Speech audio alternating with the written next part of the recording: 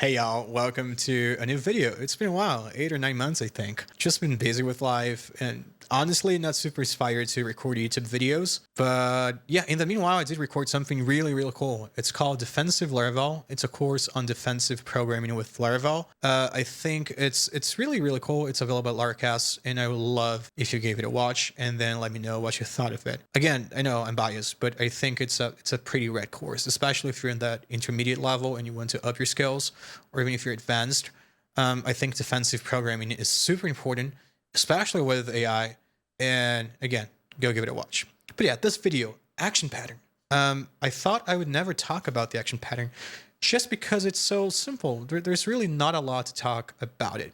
However, there's a lot to talk about the design decisions that go along with it, at least in most implementations that I see. Most examples I see on Reddit, Twitter, YouTube, whatever. Now, this is the third time I tried to record this video, or fourth. They all ended up with more than 30 minutes, so I'll try. You can see my voice is already failing. I'll try to keep this one short and simple. The action pattern, as you probably know, comes from commands and command handlers. It's a simplified version where you have a self-handling command instead of having a command bus and commands and command handlers. If you're not familiar with commands, I have a video on this channel about a command bus. You can take a look at that. But typically, you would have, if you were using a command bus, you'd have a command that represents intent.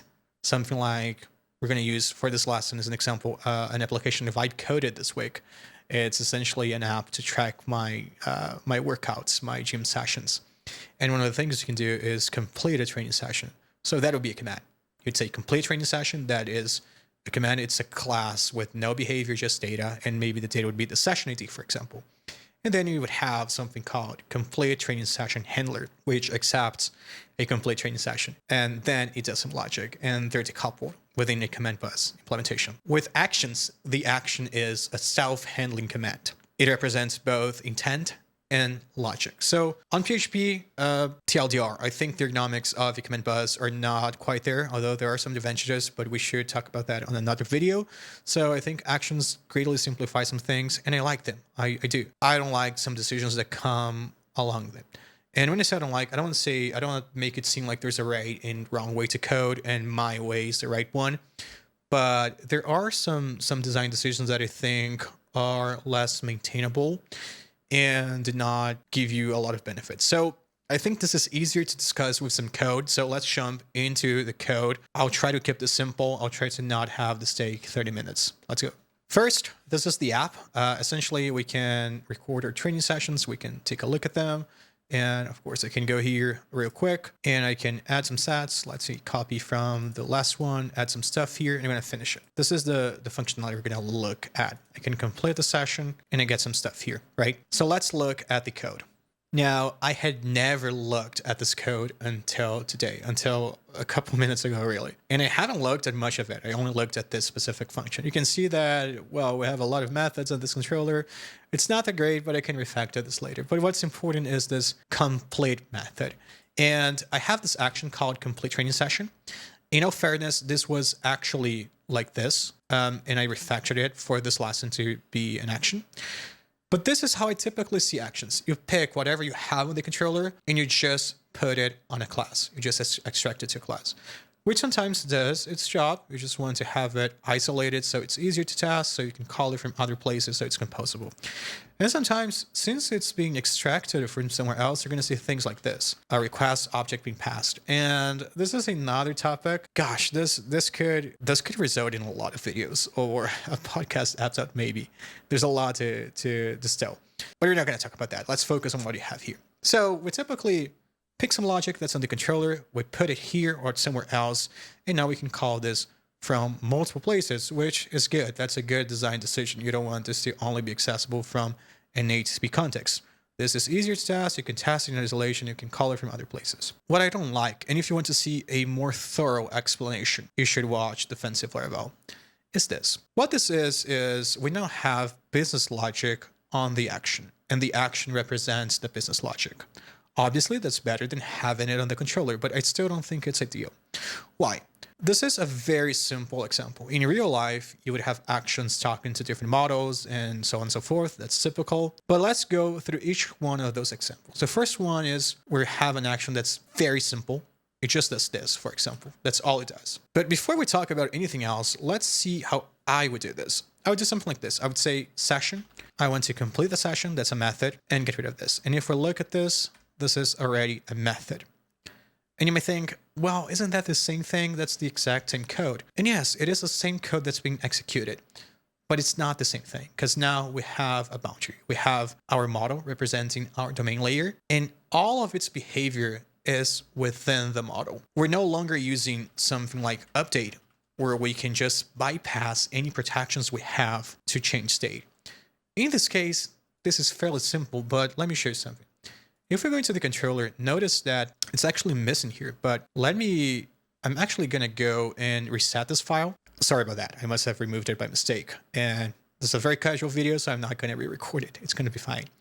But this is what it looks like. So we had this session in progress. And this is a business rule. So what we're saying is, if the session is not in progress, you should not be able to complete it. But notice that it is decoupled from the actual state change, which means first, you could call this action from somewhere else without validating whether the session is in progress or not. And you could end up with invalid state. And more importantly, in my opinion, now you have a fragmentation problem, which we're going to talk about a little bit later. I typically see this either in the controller or on a request object. So it's part of the validation rules. But I wouldn't consider this a validation rule. This is a domain invariant. It's something you always want to enforce. So what I would do is I would get rid of this here.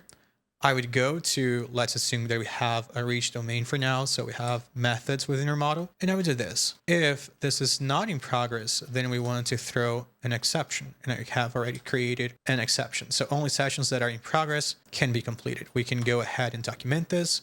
We can go ahead and document this. And now you can, for example, do a try catch here. There are a lot of strategies you can use. This is what we call a domain exception. So we could do something like could not complete training session and, do something with it. Or you could tag this exception with an interface and have a custom handler. Like let's say that you have something like this, domain exception, and you have a custom handler that handles those exceptions. Or you could tag it with a way so Laravel knows how to resolve it. There are a lot of things you can do here. But the point is, to me, this is not a validation rule in the sense of validating the request is valid. This is coupled to the state change. This must always be true for this to happen. And I don't want them to be separate. I want them to be together. Now, you could argue, you could put this within the action. And it's true, you could. And I think that if you want to have an anemic domain, that's how we call thin models, right? If you want to have those fat actions in thin models, you should do that. Even if you're not, if you decide you don't want to have behavior on your model, I would still recommend that you have your invariants being enforced within your action so that you may not end up with invalid state. And more importantly, so that when you look at the code that does the state change, you know exactly what is required for the state change to happen. Okay, let's go back to what we were talking about. So this is the same thing and it isn't. Here's what happens with actions. And right now we have, let's go back to what we had here, right? To this. And let's go ahead and copy this as well, just so we have the same example. So what you have here is some domain logic on the top, right here. You have a service being called. Oh, it's actually the controller. You have a notification being sent, and you have some logging happening. So logging is a cross-cutting concern. You have a lot of things going on here. And this is a very simple example. We're just talking about completing a training session. Where I think the disconnect might happen is, although completing a session is a thing, it is a thing the model offers. We have a method called complete. This is the intent of a larger operation. Now, think about the application that you work on professionally or on the side. You typically have more complex actions, and they do not touch just one model. They touch multiple models. So that action is no longer bound to one single model. Sure, there's a target, right? In this case, it's the training session, but it touches more things. And state is a little bit more complex, etc., etc., etc. In that case, you end up with business logic for different places within your application and with other concerns like sending notifications, recording logs, etc. That gives you fragmentation. If you have all of your logic within those actions, then if you look at your model, you won't see any methods. They're just going to be data bags. They're going to be anemic. And it's not clear what the model offers. What are the capabilities? What are the behavior capabilities of a given model? You won't be able to find that by looking at the model. You can look at the actions, sure. But again, if they encompass different things, then they're no longer bound to one single model. So even if you organize them, put them on folders, it might not necessarily give you the information you're looking for or be as explicit. And then you might refactor that larger action into smaller actions. And if you end up with very small actions, and I see this frequently, actions that do one very small thing, they're essentially a substitute to a method within your model. So you have a class, that's the action, that really represents what a method would on an object, but you have a lot more boilerplate. You have more boilerplate, you have less locality because it's its own class, and you have fragmentation. So if we look at training session right now, you can see that we can get a duration of a training session, we can skip it, we can complete it, we can start, we can check whether it's scheduled or not, etc., etc., etc. And when we look at complete, it is very clear to us whether that session can be completed or not. So everything is together. Similar things are next to each other. There is behavior that belongs to that training session model. It's all next to each other. You have a sense of locality. All right, so TLDR, because I don't want this video to be 30 minutes long as well. You have to extrapolate the examples to real world applications that you work on, maybe at work, on the side, but this is very simple. This is not a great example. However, what I feel is actions are great, but they should be orchestrating behavior. They should not own the behavior. When you have your domain logic on the model, and think about OOP, right? You're just passing messages around. You have small objects, small communicators that pass messages around and they communicate to each other. And that's essentially what we're doing here. So if you aim towards small, lean, simple methods within the model that guard their own state, right? You end up with a safe, self-documenting model because the capabilities of your model are expressed as its methods. If you look at the model, if you look at its methods, you know everything it can do. Now, don't mistake that for the capabilities of the system as in what an entity on the system can do. That is still exposed as actions. Those are the bigger things, the bigger concepts you can do within the system, whereas the domain model, if you will, exposes the more granular things that you can do, and you can compose them. If they're small, you can call a bunch of them and get them to do more things. Whereas if you hold your domain logic on the action, you'll lose that sense of locality and you introduce some fragmentation. It becomes harder to know exactly what your domain layer has to offer because it is spread throughout your application.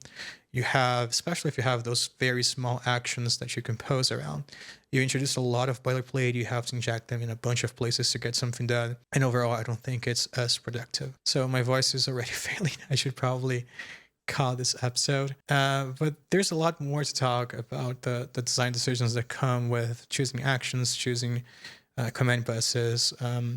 But this should probably go on another video or maybe a podcast episode. I don't know. Either way, let me know what you guys think. Again, if you're interested in that kind of stuff, I just suggest you watch Defensive Laravel at Laracast because I talk a little bit more about this. Let me know your thoughts. Leave it on the comments and I'll see you guys in the next video.